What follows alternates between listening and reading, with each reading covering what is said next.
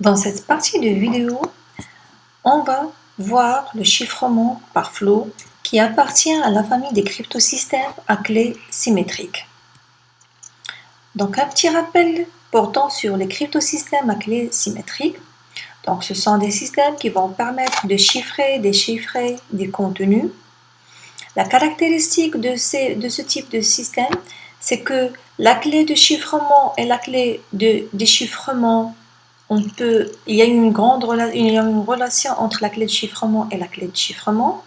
Et dans la majorité des cas, la clé de chiffrement est égale à la clé de déchiffrement. Sinon, c'est facile de trouver la clé de déchiffrement à partir de la clé de chiffrement et vice-versa. Donc, il y a deux grandes catégories au niveau de ce système. Il y a le chiffrement par flux ou de flot et il y a les chiffrements par bloc. Donc, dans cette partie, nous allons voir le chiffrement par flux, bien par flot. Donc, le chiffrement de flux, c'est un chiffrement à clé symétrique, comme nous avons dit. Il permet de traiter des données de longueur quelconque. Donc, les bits de texte clair sont généralement combinés par des opérations XOR avec un flux de bits pseudo-aléatoires. C'est un chiffrement qui agit en continu sur les données de texte en clair. On n'a pas besoin d'avoir la totalité de le texte pour chiffrer et déchiffrer, mais au fur et à mesure qu'on reçoit des petits blocs, on commence à chiffrer ou bien à déchiffrer. Et chiffre un bit ou bien un caractère à la fois, l'un après l'autre. En général, ce sont deux blocs de petite taille. Il est essentiellement utilisé pour les communications en temps réel, comme les communications téléphoniques, comme les chats en temps réel, etc. Donc, elle est plus rapide que n'importe quel algorithme par bloc parce qu'il se base sur des blocs de petite taille. Et les algorithmes les plus utilisés dans ce chiffrement sont le RC4, qui est utilisé dans le protocole web Wi-Fi, et l'algorithme A5, qui est essentiellement utilisé dans la communication des mobiles utilisant la technologie GSM. Donc, pour le fonctionnement de ce chiffrement, ce chiffrement est à clé symétrique, comme nous avons dit. Donc, la clé de chiffrement est la même que la clé de déchiffrement. Il permet de traiter les données en clair de longueur quelconque. Ainsi, les bits ou bien les octets du texte clair sont généralement combinés par des opérations de XOR avec un flux de bits qui est généré aléatoirement puis pseudo-aléatoirement de la clé prédéfinie. Donc ainsi, l'octet qui est chiffré va être envoyé le correspondant à la réception. La même opération de le XOR est appliquée par le flux de bits pseudo-aléatoires pour avoir le texte clair. Donc, comme nous avons vu ici, on a la notion de génération de clés pseudo-aléatoires. L'origine de cette notion, c'est la notion qu'on appelle le masque jetable, ou le one-time path. Donc, le one-time path, c'est un chiffrement qui essaie de combiner le message en clair avec une clé qui représente une certaine caractéristique. Supposons par exemple qu'on veut chiffrer un message de n bits, d'accord, de P1 jusqu'à Pn, à l'aide d'une clé de n bits, de K1 jusqu'à n, au moyen de l'opération de l'XOR. Donc on a pour tout i qui varie de 1 jusqu'à n. Pour trouver le chiffré, on doit appliquer l'opération de XOR, le premier bit, ou bien le bit à la position i, avec la clé à la position i. Donc nous avons dit que les critères de cette clé, c'est qu'il doit être une suite de caractères aussi longs que le message à chiffrer. Ça veut dire, si on a un message de taille m, on doit avoir aussi une clé de taille m. On ne peut pas avoir une taille de clé qui est inférieure à la taille du texte en clair. Les caractères composants de la clé, ou bien les bits qui composent la clé, ils doivent être choisis de façon totalement aléatoire. Ça veut dire qu'il n'y a pas un algorithme prédéfini qui va nous permettre de savoir quel est le caractère choisi pour cette séquence précise. Chaque clé doit être utilisée une seule fois. C'est pour cela qu'on l'appelle le masque jetable. Donc, à chaque fois qu'on utilise une partie de la clé, on ne va plus l'utiliser. Donc, l'intérêt considérable de cette méthode de chiffrement, c'est que si ces trois règles sont respectées, on a un système qui offre une sécurité théorique absolue. Donc, le chiffrement théorique, il est impossible à casser, mais il y a problème de mise en œuvre en pratique de cette suite de critères. D'où on ne parle plus de génération de clés aléatoires, mais beaucoup plus de génération de clés pseudo-aléatoires. Donc là, pour la génération de clés pseudo-aléatoires, donc c'est un algorithme qui génère une séquence de nombres pseudo-aléatoires, qui veut dire qu'ils ne sont pas complètement aléatoires. Pourquoi ils ne sont pas complètement aléatoires?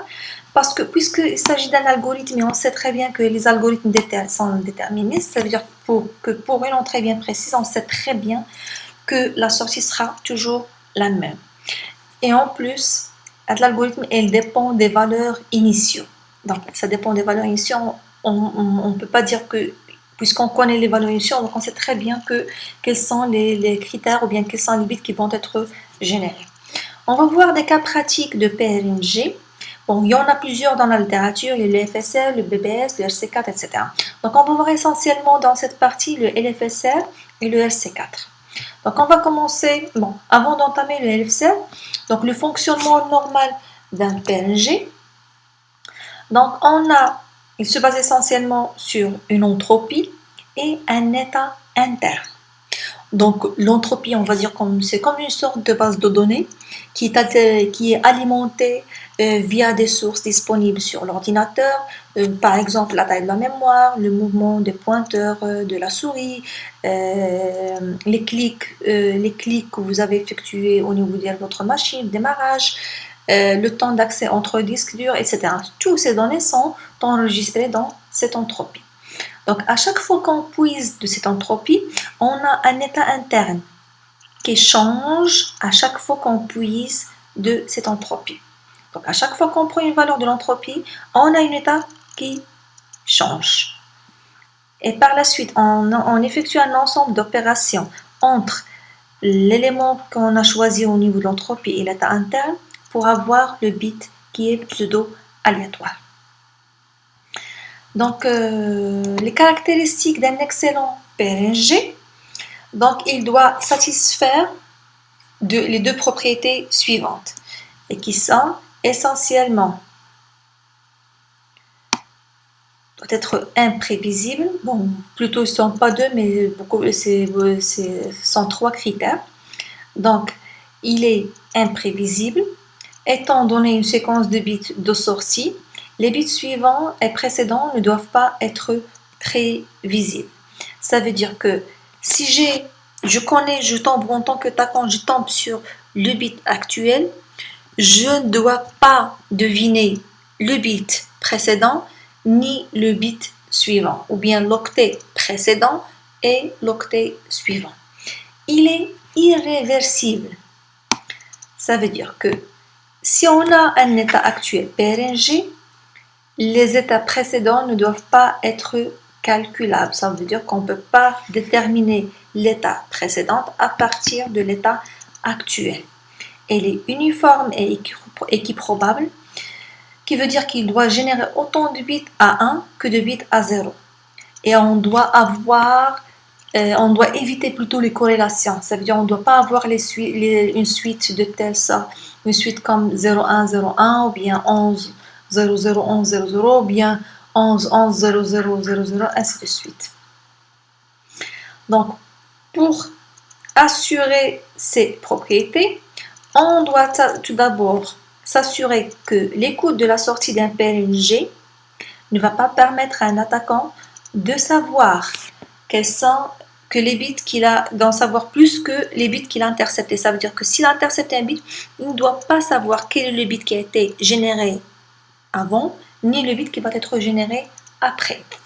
La deuxième règle, c'est que même si les communications passées sont compromises, c'est-à-dire un attaquant il a intercepté une communication, il ne doit pas avoir une idée sur l'état actuel du PNG et ainsi compromettre les communications futures. Donc on va voir un cas concret qui est l'algorithme le plus utilisé ou bien le plus répandu pour PNG. Donc on a le LFSR qui est un registre à décalage à rétroaction.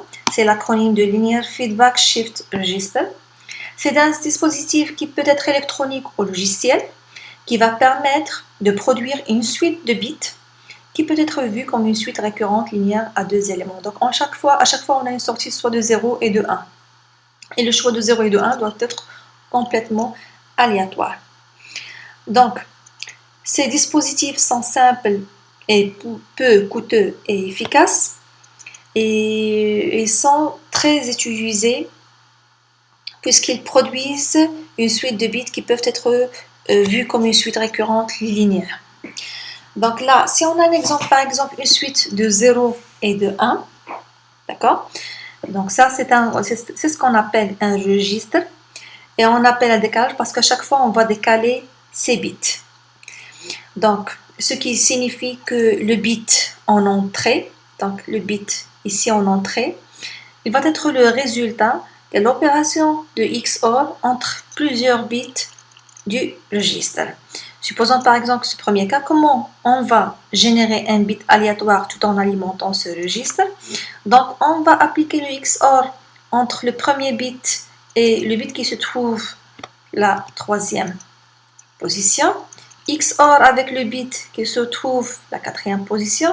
XOR par exemple avec le bit qui se trouve à la sixième position. Le résultat, c'est avec ça qu'on va alimenter ce registre ou bien cette suite. Donc, qu'est-ce qu'on va faire avec ce 0? On va le mettre ici et on va pousser cette suite. La sortie, on aura comme sortie le 1. D'accord? Donc, là, l'opération suivante. Donc, de même, on a l'opération de XOR entre le premier bit et le bit qui se trouve la troisième position. XOR avec le bit qui se trouve la quatrième position. XOR avec le bit qui se trouve la sixième position. Le résultat, c'est avec ce résultat qu'on va alimenter cette suite et on aura en sortie le 1. D'accord? Deuxième exemple, c'est le RC4 qui est le Reversed Code. C'est un générateur de bits pseudo-aléatoire dont le résultat est combiné avec le texte en clair via une opération de XOR. Donc le déchiffrement se fait de la même manière. Cet algorithme est utilisé essentiellement en SSL et le web. Il permet de générer le flot de bits d'un état interne secret qui comprend deux parties. On a la première partie de S dans laquelle on va faire effectuer l'ensemble de permutations de tous les 256 octets possibles. Et on utilise aussi des pointeurs IJ de 8 bits qui servent d'index dans un tableau. Donc on a le premier tableau, la première étape, le fonctionnement de RC4. On a le premier tableau S qui va contenir 8 octets. Pardon, c'est pas 8 octets, mais chaque case va contenir un octet. Donc c'est un tableau d'état qui contient 256 octets. Et on a la clé qu'on va utiliser pour le chiffrement symétrique. Qu'est-ce qu'on va faire à cette clé? Donc, peu importe la taille de la clé, on va copier cette clé dans un tableau qui aura la même taille que S. Donc, on va copier la clé autant de fois jusqu'à ce qu'on remplisse le tableau T. La deuxième étape, elle consiste à faire, tout d'abord, on va calculer pour un J égal à 0, on va initialiser le J égal à 0. Et pour I qui va parcourir le tableau d'état S, qu'est-ce qu'on va faire? On va prendre un J égal à J plus SI plus TI. D'accord? Le T, comme nous avons dit, il contient la clé. qu'on a copié autant de fois jusqu'à ce qu'on ait la taille, la même taille que le tableau S. Donc, après avoir effectué cette somme, donc on a J. Par la suite, qu'est-ce qu'on a? On fait une permutation entre le SI et le SJ, sachant que le J, on vient de le calculer via l'opération J, qui est égale à J plus SI plus TI. Donc, cette opération est effectuée de I est égal à 0 jusqu'à I est égal à 255. Ça, c'est l'étape de préparation. Maintenant, on passe à l'étape de génération de clés. Donc, pour générer la clé, on va effectuer autant de fois qu'on a le texte en clair. Tant qu'on a le texte en clair, on va effectuer ces opérations. Les opérations, ça consiste, premièrement, qu'est-ce qu'on va faire? On va faire J qu'on va initialiser au début à 0. Et on va faire l'opération J égale à J plus SI. I aussi va être initialisé au début à 0. Par la suite, on va effectuer une permutation entre SI et SG.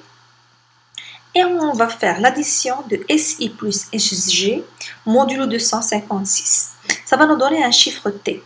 Ce T-là, c'est lui qui va nous donner le résultat T, c'est lui qui va nous donner la position, d'accord, ou bien l'indice de l'octet qui va être généré aléatoirement. Et ce cas-là, c'est lui qui va être utilisé pour chiffrer l'octet qui va provenir du texte en clair. Ainsi finit cette vidéo. J'espère que ça vous a apporté des nouveautés. Et si vous avez des questions, excusez-moi, si vous avez des questions, n'hésitez pas de les poster sur la plateforme Edmodo. Merci à vous.